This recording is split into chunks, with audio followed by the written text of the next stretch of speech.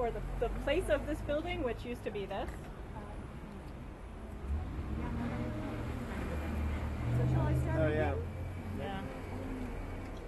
These two guys lived here. We used to have wild parties there. That's too bad.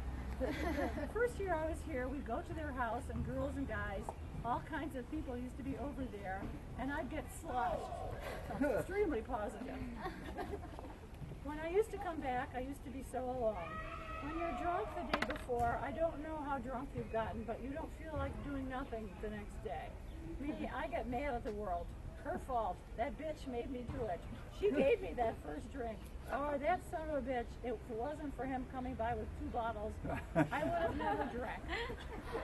Then at the end of the day, I look in the mirror and say, nobody's fault but mine. I could have said no. And finally I said, my God, enough is enough. Now I'm going to see, because everyone tells me that these people from AA can help me. Let me see what these people can do for me. I'll give it a shot, for heaven's sakes. Then when these people used to come by, I'd tell them, not today. This is 2002. Thinking about the relationship of people's sort of personal histories to physical places and kind of personal transformation.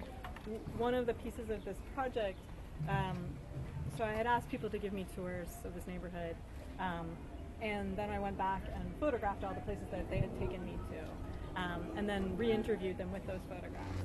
So on our walk, Mike had said, oh yeah, there's this house, like these guys used to live there. And I was like, okay, great. These guys used to live in a house. Fabulous, thank you.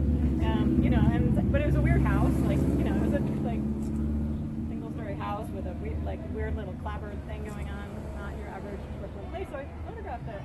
And when I took those images back to Mike and we were talking through them, that's when he told me this story, and it was really interesting to think about how he was like, well, all right, well, here's the real story for me about why that place is important. What's the thing, the sense of place and the kind of notion of myself that's embedded in that place. That's what it is. That's important to me about this place. And it was something that really has struck me through the course of the project is